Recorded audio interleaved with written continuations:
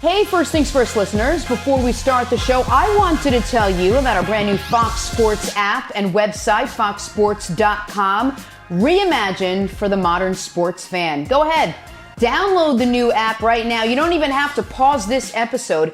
Every day on the new app and website, you'll see the top stories in sports, plus a rich world of written content, videos, social media, and analytics to give you a 360-degree view of the most important stories of the day. Streaming live TV has never been so easy or elegant. Every Fox Sports game, including all pregame and postgame shows, as well as the televised version of this show, just a click away. For the extra invested fan, we also go deep with real-time wagering lines, trending prop bets, win probability, and key player projections. So download the new Fox Sports app or visit www.foxsports.com. Now let's start the show. First things first, is Patrick Mahomes tracking to be back come Sunday?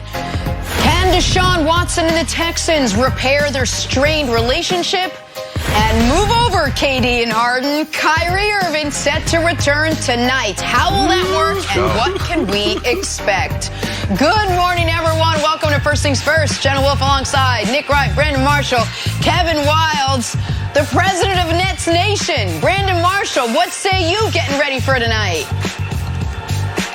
Patience, Jenna. Patience. It's going to happen. It's got Sage back.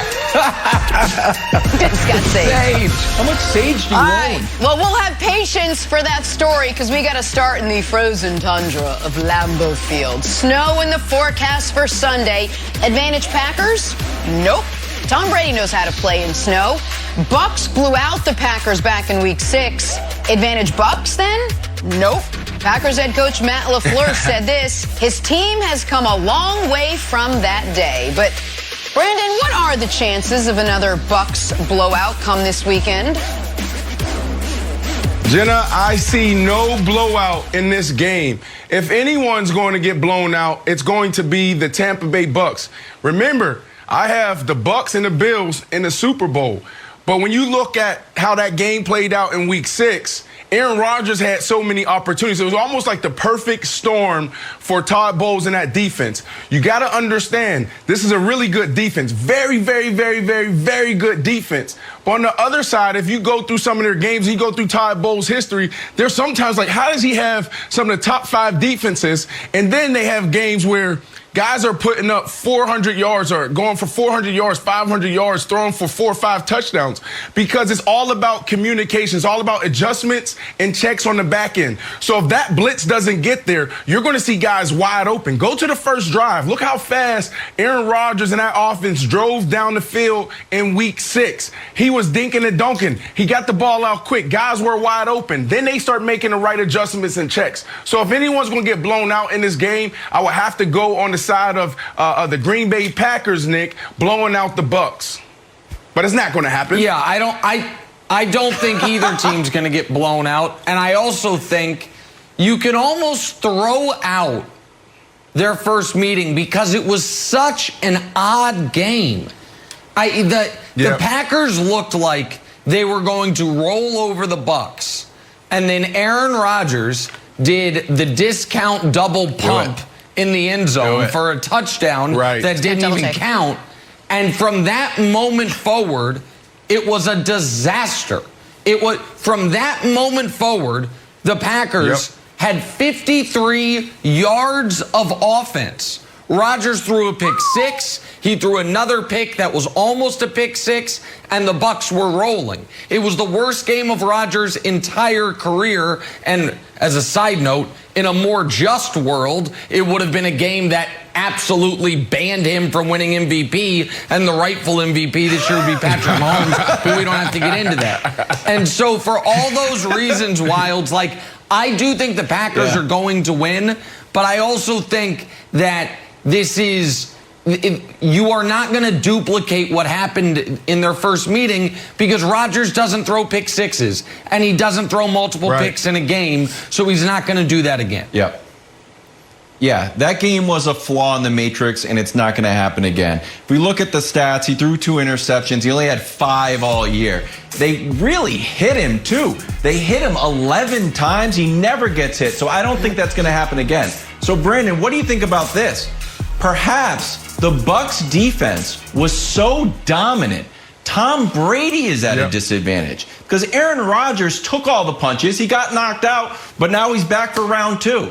Tom Brady never really did his Tom Brady thing. He threw for only 6 more yards than Aaron Rodgers that game. So I feel like he never got a chance to really cook. He just handed the ball off, threw 2 touchdowns, but they were like miniature touchdowns since they had such good field position. I think Tom Brady is going to be the one coming into a brand new, fresh look. So he's actually at the disadvantage. Look, I was arguing with Nick all year about this. We didn't bring Tom Brady in to throw it for 350 yards and 3-4 touchdowns. What we're getting, this is extra. Like what we've seen over the last 4 or 5 games, that's extra. No, the way they won last week is how I expect them to win this week. On the ground, 35-plus attempts on the ground. That's what you need to see. He needs to keep that guy, Aaron Rodgers, who's probably going to be the MVP, on the sideline. Tom Brady dropping back and throwing it 40, 45 times is not the answer, Nick. Well, and also this game is a referendum is too strong of a word, but this game has much more meaning for Rodgers and legacy and career than it does for Brady. It is worth noting that Aaron Rodgers has lost 3 consecutive NFC championship games, and they've all been in somewhat grotesque fashion. The first one he lost, his team had a double-digit lead late against the Seattle Seahawks, and then there was the onside kick, the deep bomb in overtime. Packers are going home after it looks like they're rolling. The next one they lost was to the Falcons team with MVP Matt Ryan, and I don't have that in front of me, but I think at one point the score of that game was 31-3. They were just blown out almost immediately. And the next one they lost was last year, where the Niners did exactly what the Niners had done earlier in the season to them a second time. Run the ball. And by the way, that would be the concern for Green Bay. It's like, well, last year we were in this round. Last year we were in this round against a team that had kicked our butts in the regular season, and then they did it again in the postseason. Nick. But where I think Green Bay feels better, Wilds, is I think they're like, well, we lost this game because we had Blaine Gabbert at quarterback, not Aaron Rodgers, and we're getting Aaron Rodgers back. Sorry, Blaine, he's taking strays, but such is life. That's why Blaine Gabbert's sitting at home having, some Wheaties. He's like, what the heck? I'm Blaine Gabbert. Hey, so we know Tom Brady's the GOAT, and you did your whole legacy thing. Like, he doesn't have that much more to gain. Like, 6 championships, 7 championships. I just get a little more space in my storage box. Do you think that Aaron Rodgers, if they lose this game, do you think his legacy can go backwards a little bit? If he plays poorly and they lose, it certainly doesn't help it. And I do think that one of the things we've said, Brandon, is the Packers have done a bad job supporting Aaron Rodgers. Well, this year, when he's going to be the MVP, when this game is in Lambeau for the first time of his career. That's noteworthy, by the way. This is the first time Aaron Rodgers has played in Lambeau with a chance to go to the Super Bowl. They are the favorites. They're playing a 43-year-old quarterback. He needs to win this game. He needs to get to another Super Bowl. No one's going to hold it against him when Mahomes beats him in the Super Bowl. But people will hold it against him, I think, a bit if he loses a home NFC championship game to 43-year-old Brady. Yeah, look, no secret that I have the Bucs winning this game. But let's say Aaron Rodgers goes on and he wins the Super Bowl, Wilds. I see this whole Packers and Rodgers relationship as an underachievement. I said it this year. Like, how do you have Aaron Rodgers, who at one time we were saying is the greatest quarterback potentially ever, and you win 1 Super Bowl with him? I see this as an underachievement, period. All right, a lot more to discuss here. Bucs and Packers Sunday, the early game, that one on Fox. We got to take a turn, talk some Kyrie. He's getting set to make his return tonight to the Nets. What will that look like next to KD and Harden, who have already started to build some chemistry? It's next. First things first. What's up, First Thing First listeners? It's your boy Shay Sharp, co-host of FS1's Undisputed. I wanted to tell you about my new podcast, Club Shay Shay, where we always do something before two something. Each week, I sit down with a guest for a drink and conversation, and as host and proprietor of Club Shay Shay, I've welcomed in esteemed guests such as Snoop Dogg, Floyd Money Mayweather, LeVar Ball, Isaiah Thomas, just to mention a few. Whether I'm talking to an athlete, a musician, an actor, or a lifelong friend, Club Shay Shay is a place where people share inspiring and motivational stories about their journeys to prominence. The new episode drops every Monday on Apple Podcasts, Spotify, or wherever you get your podcasts. Subscribe to Club Shay Shay now and make sure you never miss a new episode. Now, back to First Things First. All right, let's get to the NBA now. Kyrie Irving rejoined the Nets yesterday after 2 weeks away from the team for a myriad of reasons we still don't truly know. Kyrie's set to face the Cavs of all teams tonight. According to his head coach, he will be there, he will play. Here's a very casually seated and comfortable Kyrie yesterday. You know, I'm back. I'm happy to be back. And we got some great pieces, and we just move on. And I let my actions and my game speak for itself like I planned on doing. You know, just needed a pause.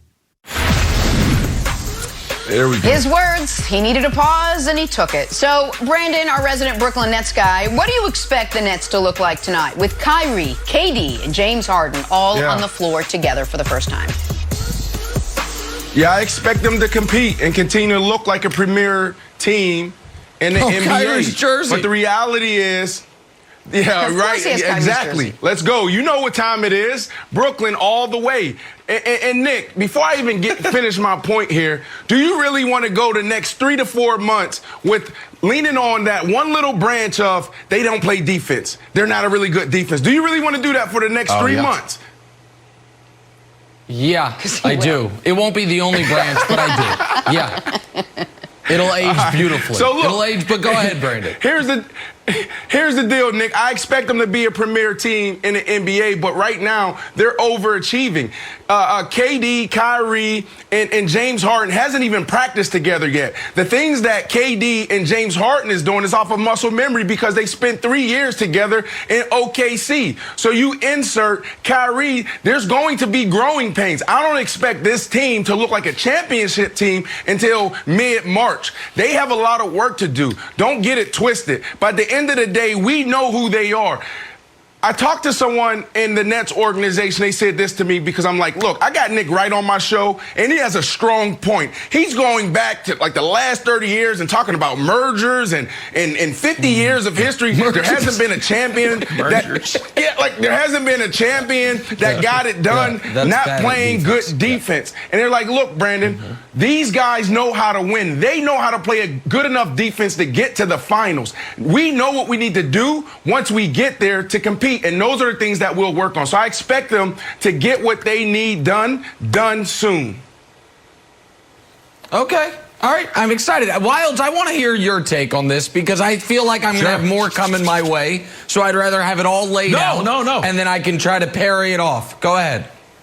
Okay, sure. All right, so here's what I've got. I think I disagree with Brandon here. The idea that it's like, that there's some version of like basketball version of the Tampa Bay Bucs, not buying it. I think it all gels immediately. Kyrie hasn't played in Cleveland since his first game with the Celtics. He's missed games, he's been inactive, so he is going to come out rested and ready to go. Maybe throw up a 46-point game for the president. Why not? Make a nice statement there. Oh, think about it. 46 points for Kyrie. Here's the other thing, to your defensive point. And I had to go deep down into Basketball Reference, my favorite website, Jenna, and yours too, Nicholas. And I said, Dusty, can you break out that old Harden is not good at defense debunking stat that we had, where Harden gets to loose balls, he gets to deflections, he's one of the best players in the league. And to Brandon's point, the end of that Milwaukee game, to get KD the shot. Harden missed the shot. Boom. Guess who got the offensive rebound? James Harden. So it speaks to the fact that they can turn it on when they need to. And I agree. I think Kyrie's going to go for 46 tonight. That's your lock it in prediction from the prognosticator of prognosticators. Okay. Big game from Kyrie. Okay. Yep. All right. Have y'all said your piece here? Because now we just have to address some things. First of all, the end of that Milwaukee game, actually, you're talking about the Nets' second to last possession, because their last possession was Durant, for the third time this season, blowing a chance to ice a game or win a game. He dribbled it off his knee, and the Bucs ended up getting a final shot. They missed it, but that's neither here nor there. Folks, let me ask Wildes a question. Let's go side by side. Kevin Wildes, who is the fastest man alive? Who is it? Usain Bolt. Okay. Usain Bolt? Why doesn't he have any golds? And in fact, why doesn't he even qualify for the hurdles in the Olympics? He's faster than everybody. He's never practiced. Why doesn't he run that race? He's never practiced hurdles. Never. Okay, well, I don't know if he's never practiced it or if it's just despite his overwhelming speed, he can't do that thing that's half of the race. So it's like he's the best in the world at half of it, but he's so bad at the other part, doesn't even compete for it. That's going to be your Brooklyn Nets, y'all. And you can say, oh my God, they're going to be unstoppable offensively. Well, it's funny. I've never worn a retainer, Wildes, but I do study Basketball Reference. So I did something this morning, and I said, you know what? Here we go. Let's just go back you got fitted for a this retainer? century. Let's just go back this century and say, forget the defense, how does the number one offense in basketball typically fare? Because that is the upside for the Nets. The best offense in the entire league. And this century, the number one offense in basketball has won the title once. The 2017 Warriors. And you know what they paired it with? The number two defense. Now, you know who was, one moment. You know who was a part of 6 separate number one offenses that didn't even make the finals? Steve Nash. 3 times in Phoenix, 3 times in Dallas. Oh my goodness, run and gun. Luka was the number one offense last year. Portland had some, Milwaukee had some, Denver had some. Durant had one in Oklahoma City. They didn't make the finals that year. The Nets' upside is be the number one offense. And I actually, unlike a lot of people, have watched a lot of James Harden. So I know he is not the abysmal defender was made out to be in Houston. Don't have to be. But you know who is? Kyrie. And Kyrie being added to this equation is not a net gain. It's not a net positive. Everyone's talking about how they looked without Kyrie. That's less of a concern than how they're about to look with Kyrie, Wildes. See, here's the thing. I think those are very good points. I don't understand why Kyrie is such a bad defender. He's not like so Isaiah Thomas small that he can just get bodied up. He's quick as lightning, so he should be. Does it come down and he's smart as everyone on the court? So he's got all the intangibles there. I don't know if it's an effort thing or he's like, I need to score so much that I'm going to take this part off a little bit. Isn't it? Well, it matters a little bit. It doesn't. Points from Nick. It doesn't. I just think Kyrie can become a better defender. It doesn't matter. Like, let Nick have his moment. He has another month and a half, 2 months where he can hang on this olive branch. He can hang on this branch and talk about defense. Because we know the game has changed, Wildes. Yeah, they're not the greatest defenders. We know that. But let me tell you something. Man, that offense is their greatest defense because you got to come with it. Because if James Harden ain't putting up 30 and 34 like he's done at the start of his career with the Nets, you got KD and you got Kyrie who can. So you got to keep up with those guys. And in 2 to 3 months, Nick, you're going to have to change your tone because I'm telling you right now, man, this thing is prolific and it's going to be one of the most amazing offenses we've ever seen. So we don't need to have a top 5 defense. We need to have a top 15 defense, which they are right now. The Mavericks, that's okay. Top 15 would be okay. They're not top 15. The Mavericks had the best offense in the history of basketball last year. Oh, they moved up. Okay, they were 19 when I checked. My apologies. Okay. The Mavericks had the best offense in the history of basketball last year. Jenna, they went home in round 1. That's all I'm saying. They didn't have any scores. They just had Luka. Nick, who else?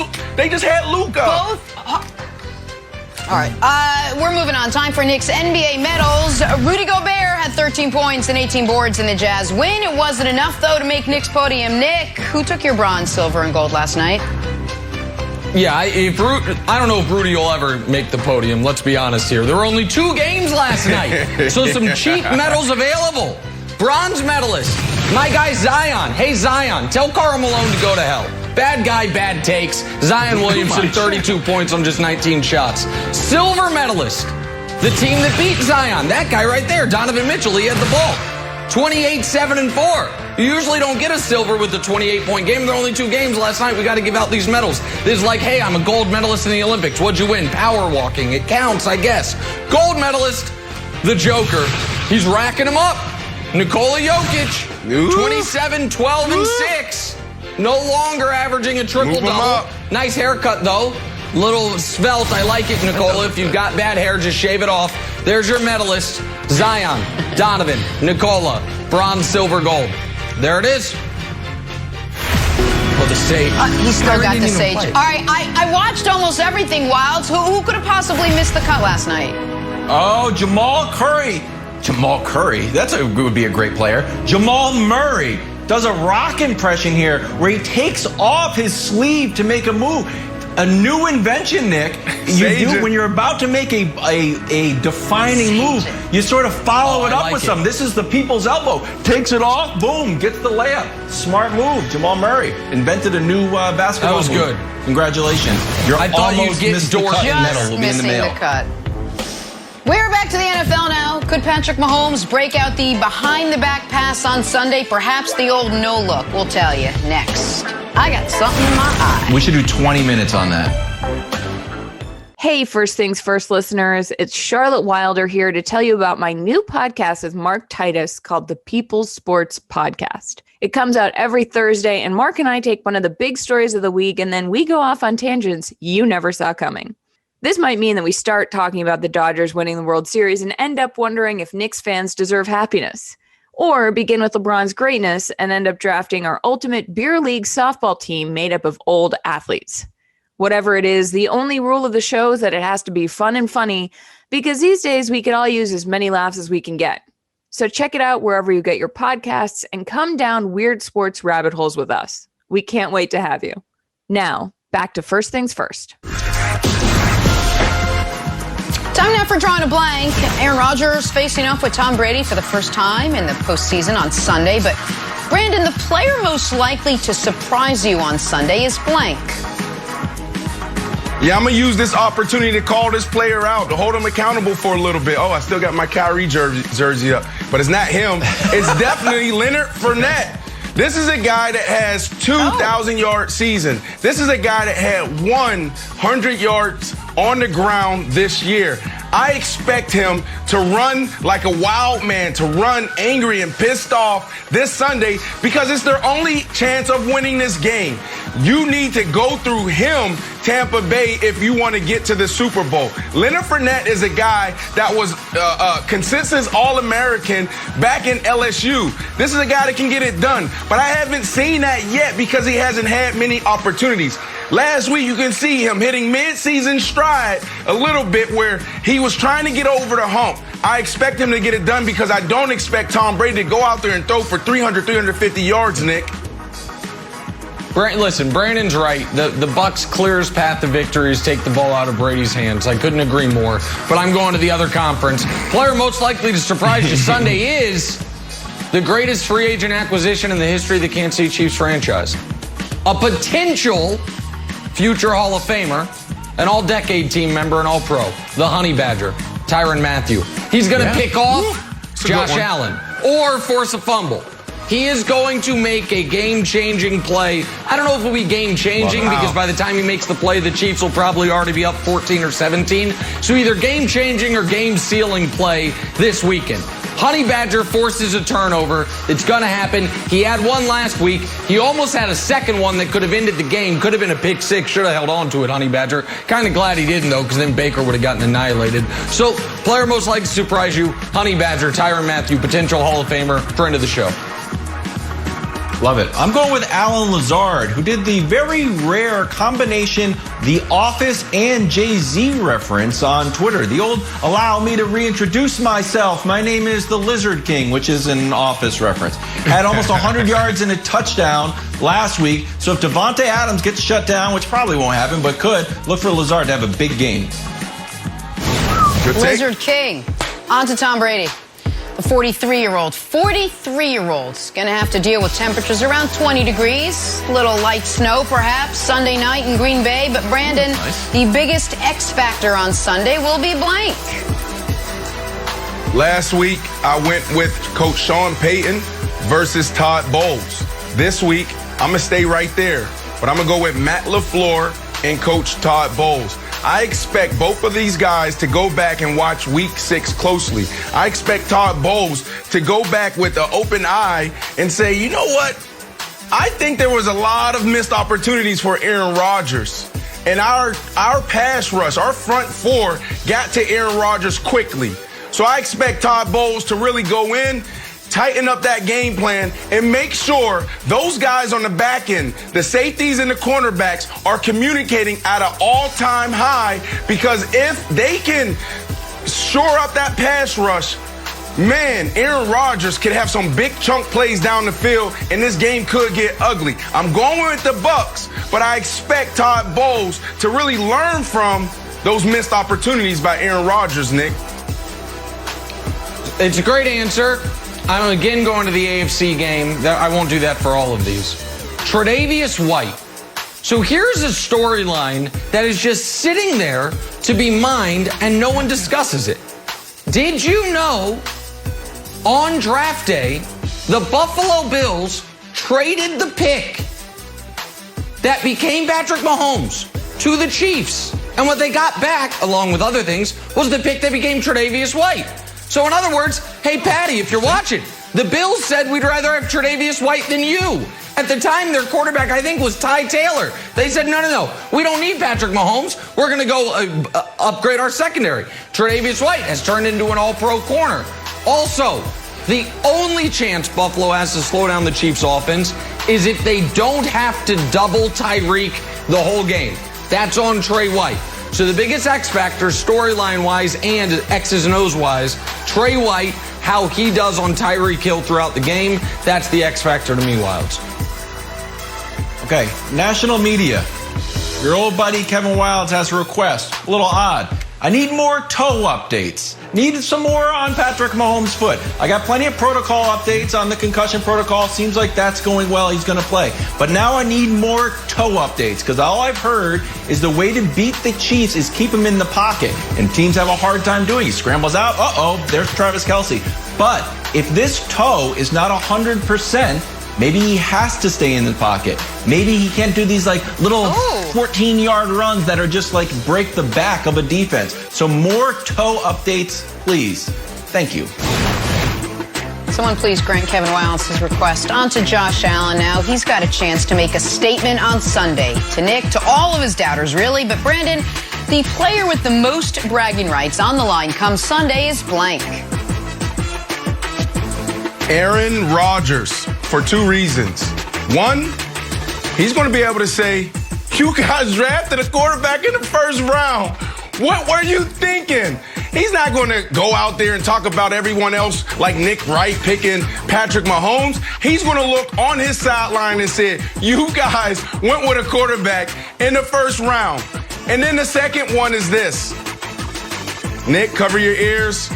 Close your mouth. I want you to do this. I don't want you to respond to it.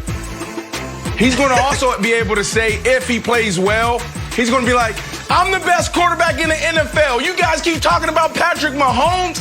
I'm the best quarterback.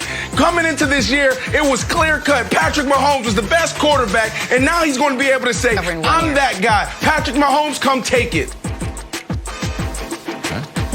Can I talk now? Okay. All right. Yeah, Okay, but don't respond to that. Hold on. Leave Brandon. I won't respond to it. I actually have a question for Brandon. Leave him on the screen.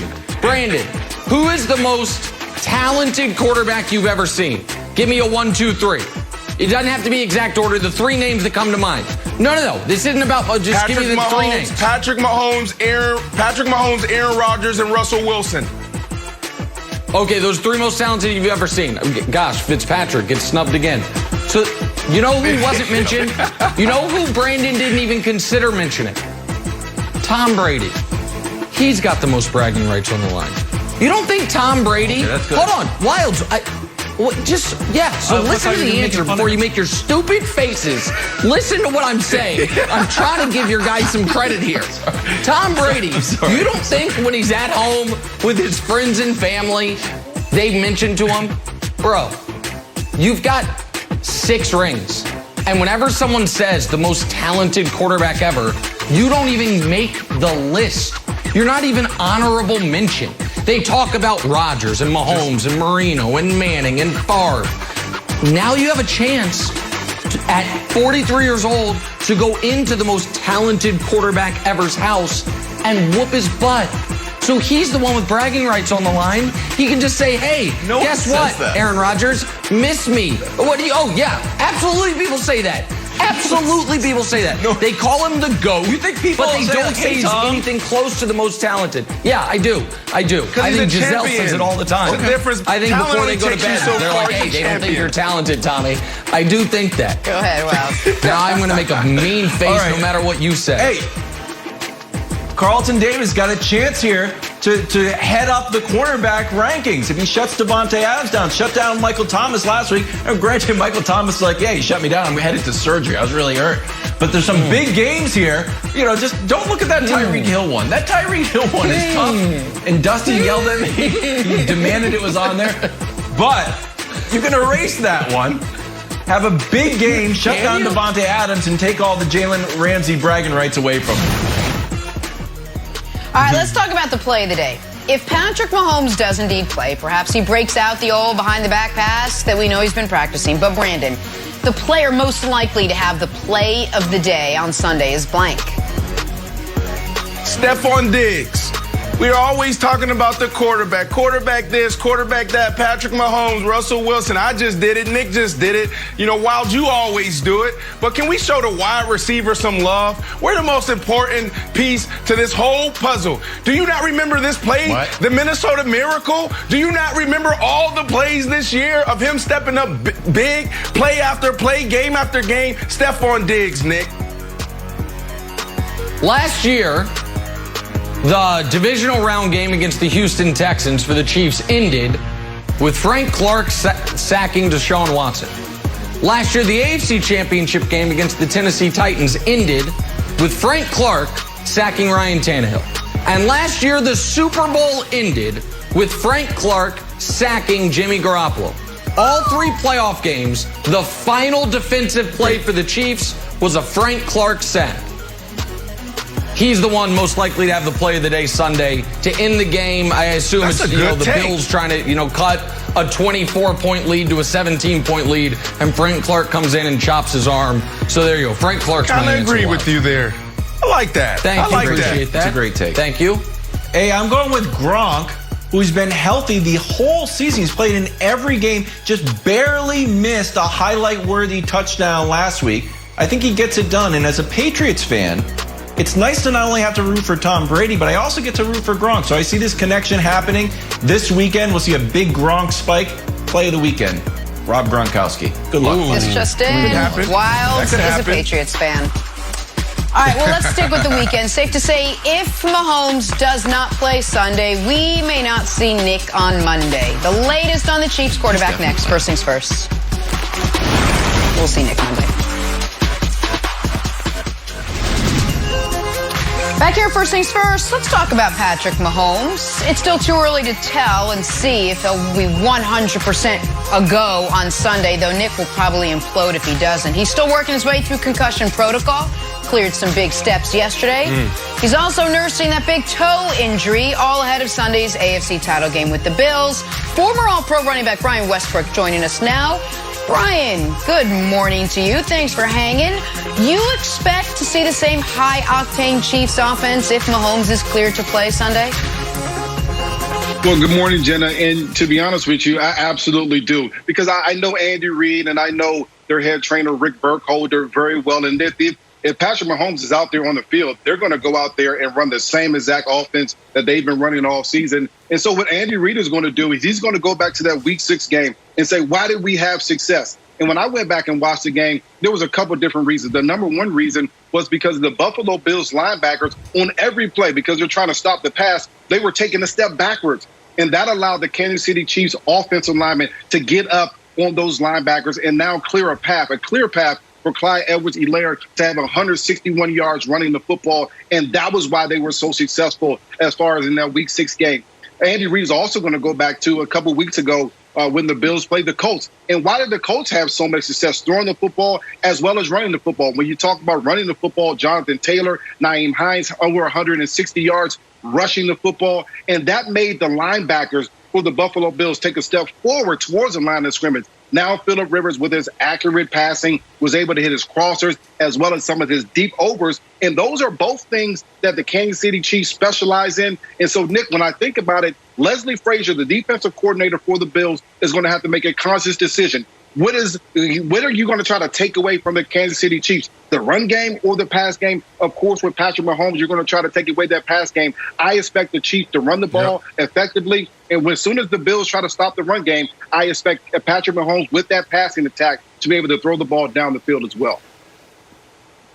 Yeah, that's all correct. And I've got good news and bad news for the Bills small-time crime syndicate. I can't call you a mafia anymore, Bills fans, because I spent 2.5 hours searching the tri-state area yesterday for a single solitary Josh Allen jersey, and they're not for sale.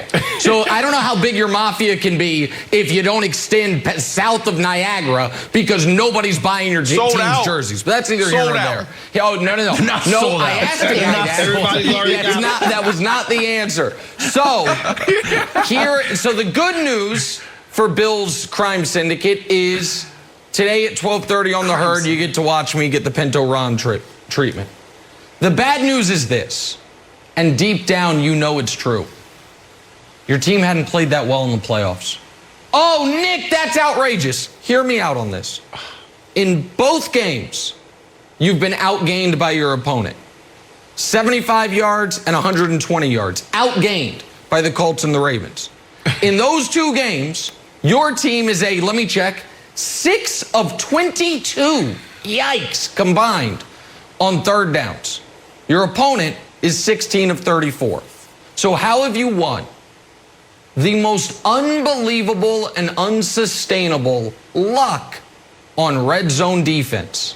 In these two games of the playoffs so far, the Bills defense has allowed the opponent into the red zone 8 times.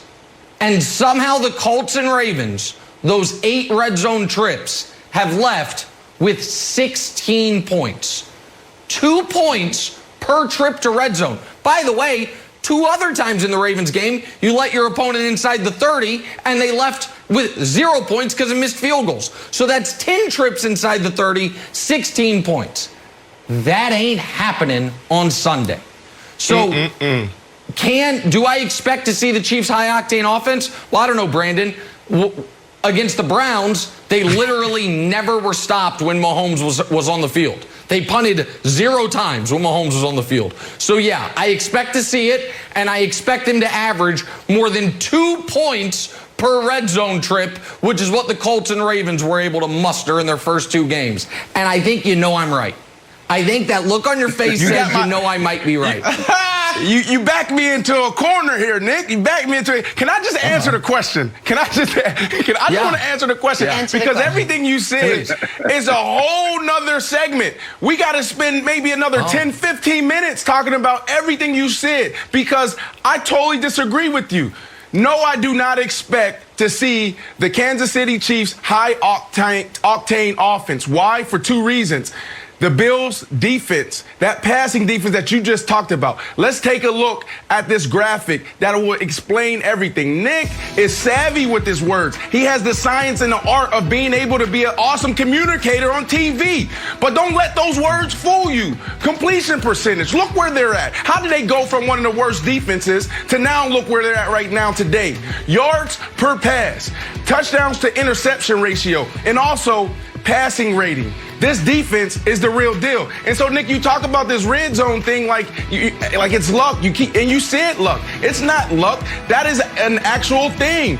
They're a really good red zone defense. They're a bend but don't break defense. And the last thing, you'll take this graph off, and the last thing I want to say to you, Nick, before I pass it to Kevin, is the biggest X factor in this game is the Chiefs' running game. And it's not about if Clyde Edwards-Helaire is there, if not. It's about Patrick Mahomes.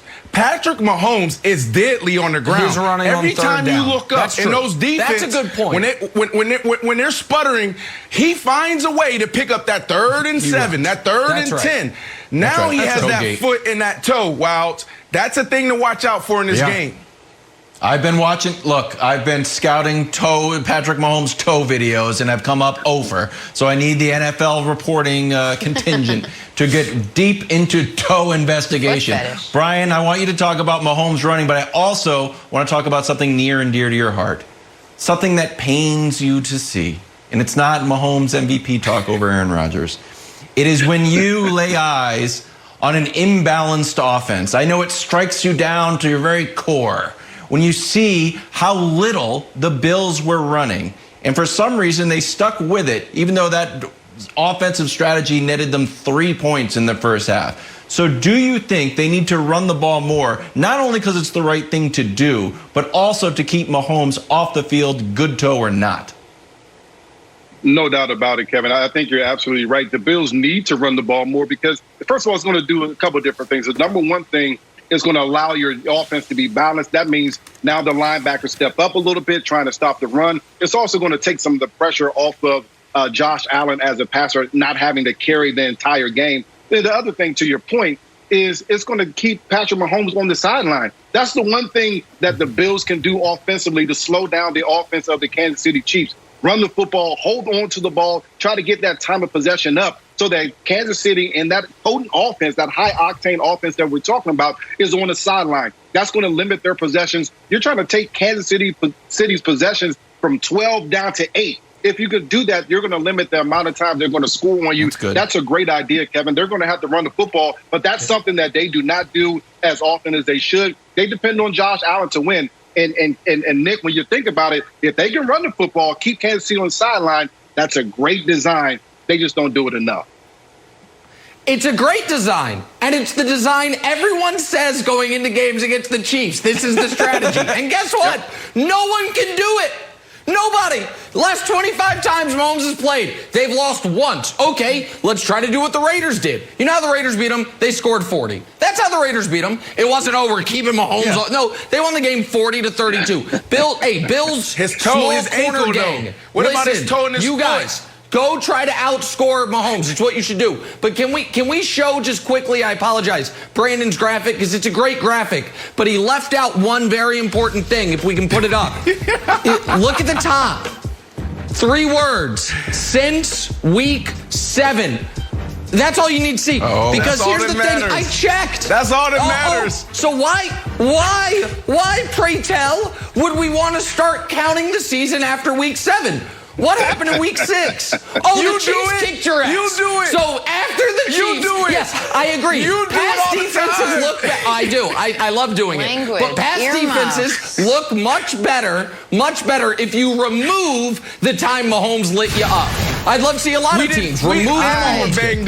Remove the Mahomes game. My takeaways, Nick's fired up. Wilds really likes feet. Back to the NBA. How will the new look Nets play in Kyrie's return to action tonight? Wilds got a foot fetish. It's next. First things first. Wow! Jenna tripling down. Back here in First Things First, and we've got some breaking news to pass along. According to a report, Phillip Rivers is retiring from the NFL. Phillip Rivers made 8 Pro Bowls, but of course, never able to win the big one, the Super Bowl. Nick, I'll start with you. Is Phillip Rivers a future Hall of Famer? All right, so congrats, Phillip Rivers. Wonderful career, but this is going to be the conversation. And if Phillip Rivers is a Hall of Famer, then evidently all it means in the modern era to be a Hall of Famer is just be, somewhere around a top 10 quarterback and you'll make the Hall of Fame. Because Phillip Rivers, if we put him in, Matt Ryan must be in. Matt Ryan's going to finish with the same numbers, if not better. He has an MVP. He's been to a Super Bowl. Matt Stafford then says, what about me? My numbers look amazing. If you're going to be a Hall of Fame quarterback, I need you to at least check one of these boxes. Were you a great playoff performer, or did you have a period of time where you were either the best quarterback in football or at least on the short list of the best or second best quarterback in football? Rivers checks neither. And I know his counting stats are spectacular, but he's got 5 career playoff victories. Oh, Nick, you can't hold that against him. I kind of can. Listen, I watched those Charger teams with LaDainian bleeping Tomlinson, an all-time great player throughout his entire prime. Phillip Rivers, you have LaDainian next to you, and you make one conference championship game. And so do we live in a world where, as you know, in 2015, 9 starting quarterbacks were future Hall of Famers? Brady, Breeze, Peyton, Eli, Ben, Russ, Rivers. I'm leaving a couple out that would also make the list. I got to look real quick. But Rodgers, pardon me, that now we're at 8. So I don't think he's a Hall of Famer. I don't think he struck fear in the hearts of the opposition the way quarterbacks of his era did. And I don't think he's a Hall of Famer, Brandon. I don't. Wow. Nick, you're so wrong here. I mean, you got to think about it. This could potentially be, he probably played in the greatest quarterback era ever. So when you talk about that Chargers team, I was on the other end of the field. I was on the opposite end. I was over there seeing him and Jay Cutler yell and scream at each other on Monday Night Football. I was in those battles. I saw him throw to Vincent Jackson. I saw him throw to Floyd. I saw him throw to Antonio Gates. He was phenomenal. But then when you think about this and this criteria that you put in place, you got to say, well, he also had to go against Tom Brady. He also had to go against Peyton Manning. He also had to go against Ben Roethlisberger in one of the greatest Pittsburgh Steelers defense. He also had to go against the Baltimore Ravens and Ray Lewis, some of the greatest defenses. The AFC back then was loaded, not only with the defensive guys, but also some of the greatest quarterbacks ever. So it pains me when we have these discussions around the Hall of Fame because the criteria is way too high. And I say it's way too high is because there's been over 150,000 NFL players come through of this league. Over 150,000. I don't know the exact number.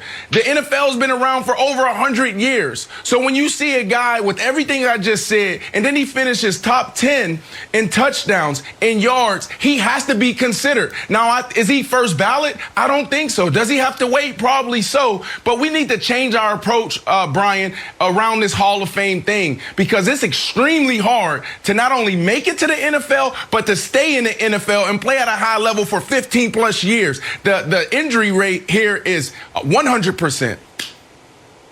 Yeah, Brandon, I think you're right. But I do think that the criteria should be high. We're talking about the best of the best. You're talking about the Hall of Fame. We're talking about better than everyone else. And I think, Nick brings up a really good point. And you have to win playoff games to be considered for the Hall of Fame. And Brandon, you laid it out kind of perfectly. You're talking about Breeze. You're talking about Manning. You're talking about Brady. Yeah, you have to beat those guys because those are Hall of Fame quality type of players. And Phillip Rivers just didn't do that consistently enough. But yeah, he put up numbers. We understand that. But some of those numbers are just hollow numbers. You're running up numbers against teams that weren't very good. You have to win in the playoffs. You have to win championships, or at least be in the conversation for championships. And to Nick's point, I don't know that when you talk about the postseason play, that Phillip Rivers struck any fear as far as going far in the postseason, opposed to when you compare it to Breeze, Manning, Rivers. Eli. You can talk about Big Ben as well. Yeah. I mean, those are the guys that you're worried about when you start the season, and not so much Phillip Rivers. But when you think about all the talent that he had on that football team, they should have been good for a very long time. They just didn't achieve to the level that I think they should have achieved. Go ahead, Brandon. Go ahead, Brandon. Then I'll jump in. Go ahead, Brandon. So why don't we put teams in the Hall of Fame? Why don't we put the steel curtain? Why don't we put units in the Hall of Fame? This is not a team award. This is an individual award. They fired his coach after they went 13-3, right? So I just think we need to expand this conversation. So here's Brandon. I think I'm gonna let me jump in real quick because I think I'm gonna say something that'll resonate with you. I don't want the Hall of Fame to start looking like the League MVP award. The League MVP award is turned into best quarterback. And if we simply, if Phillip Rivers, who for the majority of his career was not at any point one of the 4 or 5 best active quarterbacks, then all of a sudden you only let 5 guys in a year.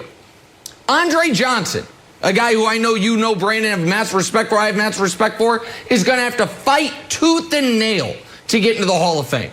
There is a point in time where he was the best receiver in the league. Brandon Marshall is going to have to fight tooth and nail to get in the Hall of Fame. You were first team All-Pro. And the fact of the matter is, we can't lower the standard for the quarterback because we talk about them so much. 5 guys get in a year. And if you were never close to league MVP, you never had a magical playoff run. The reason you weren't going on these runs is because great Hall of Fame quarterbacks were beating you. To me, once you open that door, Matt Ryan has to get in then. And Matt Stafford is a couple playoff victories away from getting in then. Well, let me push you back on your first point, Andre Johnson. So why does Andre Johnson have to fight tooth and nail to get in? How many quarterbacks did he have? Did he control the roster? I agree. You are closer to it than I am, right? Because you were there, you covered the Houston Texans. But why? But why does he have to fight tooth and nail? This dude had so many quarterbacks. He was in an organization that was rebuilding and reloading year after year after year. But Andre Johnson is one of the most dominant wide receivers that league has ever seen. I agree. He's 6'5", 225 pounds, and runs like he's Chad Ochocinco. But Andre Johnson was one of the best receivers in his era. He was that's what he was, one of the best in his time. Yes. Phillip Rivers wasn't ever considered one of the best in his time, the best in his era. Yes. And we could have mentioned it here, Brian. Brian, we could have mentioned it here. Donovan. If Phillip Rivers gets in, Donovan McNabb's got to be saying, the hell's going on here?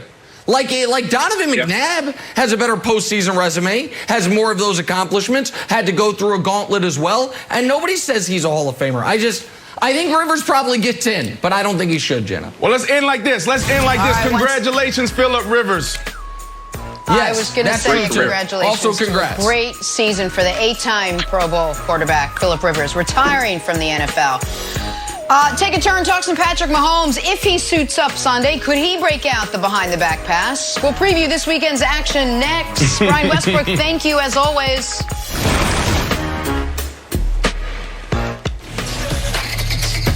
The NFL playoffs continue Sunday with the NFC Championship presented by TurboTax Live as Tom Brady and the Bucs take on Aaron Rodgers and the Packers.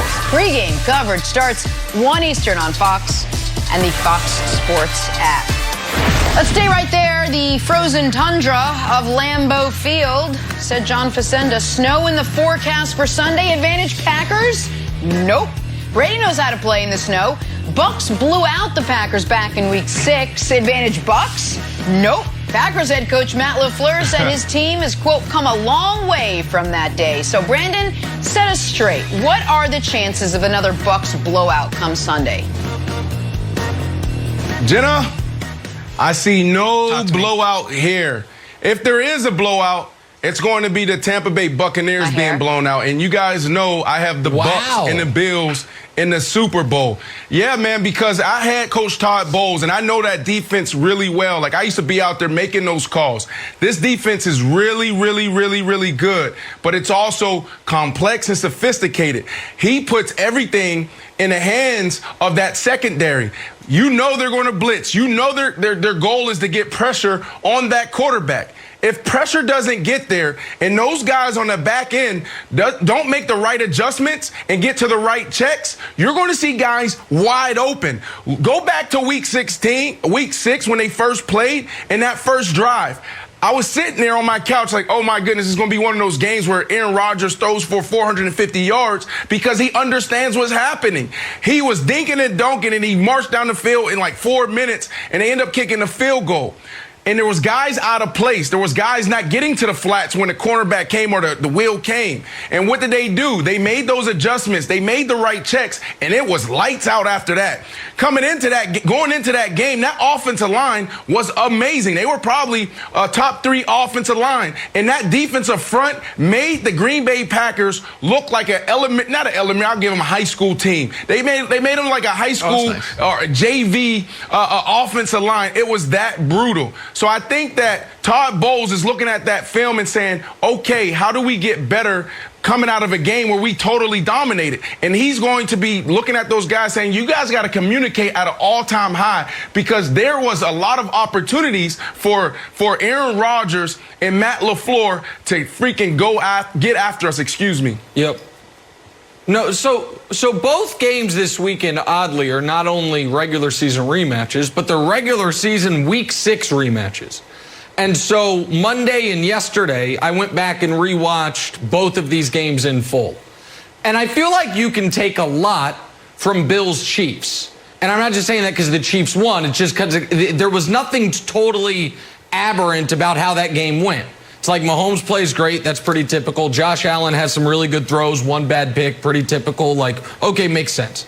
Bucs, Packers, I feel like we can take nothing from it because it felt like an out-of-body experience. The moment Rodgers, I almost pantomimed it, I'm not going to, did the discount double pump in the end zone. Do it. No, a touchdown that he didn't even actually score. He then, for the next 90 minutes, played the worst football of his career. I've never seen Rodgers look like that. Not at Cal, not his first year starting for Green Bay. After that, they went up 10-0. That's true. They had 53 yards the rest of the game.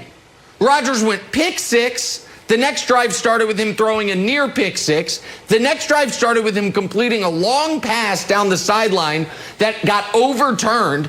And once that got overturned, he didn't complete another substantial pass the rest of the game. So I know this is going to sound silly, but Wilds, I really feel like Tampa might feel better if they had won that game instead of 38-10, if they had won it 38-35. Like, it was like, okay, we took Rodgers' best shot. We overcame it. It just feels like it was such a throwaway game for Rodgers that I don't know how much we can take from it as far as building towards this game this weekend. Totally. I don't know how much you can learn from a first-round knockout once you have the rematch. Because like you said, it was a glitch in the matrix. Aaron Rodgers got sacked 4 times. He never gets sacked. He threw 2 interceptions. He had 5 all years. He got hit in double digits. That never happens either. They do a great job of protecting him. So, Nick, here's the interesting thing. I think Tom Brady is actually at the disadvantage. Because as bad as Aaron Rodgers played, what did the Bucs do that day? Hand it off. Hand it off, hand it off. Tom Brady, no one's talking about it, only threw for 6 more yards than Aaron Rodgers. So I feel like Tom Brady is going to look at this defense and be like, I didn't really do my thing last time we played because the game was such an aberration. We just relied on the run. So I think Aaron Rodgers has the advantage and Tom Brady's at the disadvantage, Nick. Well, then I almost feel like we all agree you can throw this first matchup out, which, Brandon, brings me to a different point that I want to run by you. Rodgers has never played this round in this building. This is Rodgers. This is kind of remarkable. Every single quarterback that has been to at least 4 conference championship games has hosted multiple, at least 2 in their building. This is Rodgers' 5th, and he's never played it at home. This is remarkably Brady's 14th. Brady has played 7 at home, 7 now on the road. And so for Rodgers has never been this close to the Super Bowl as the favorite, as the guy that's expected to win. The only year they were the favorites was when they were 15-1 and they lost a round prior. And so that speaks to the Packers not doing a great job building around him, but that's a different discussion. Rodgers has an odd, different pressure because he's finally has a building or a game in his building to go to the Super Bowl, remarkably for the first time in his entire career. Listen, Nick, I love all of that. But at the end of the day, if those guys on the back end, the secondary, the safeties and cornerbacks hold up, this is going to be ugly for Aaron Rodgers. I don't care where they're playing.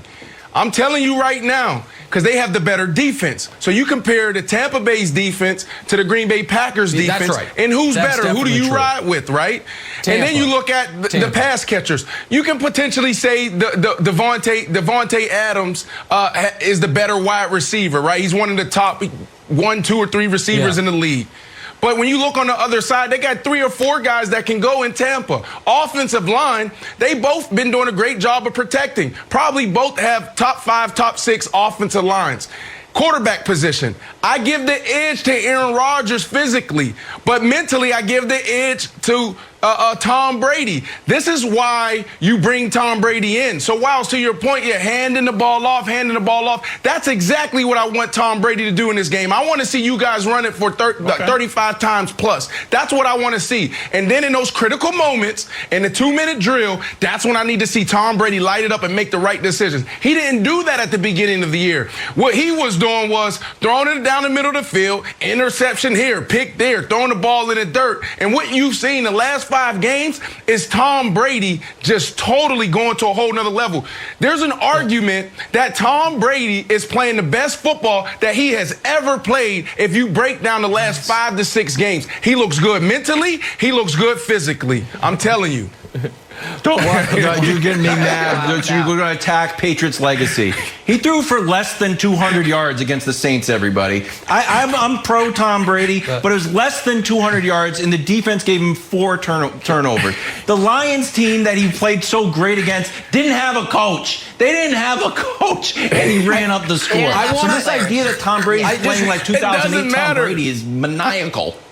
Just real quick. I do think there is an interesting angle on the Bucs defense because the Bucs defense against the Saints looked unbeatable. Some of that was Brees' self-inflicted wounds.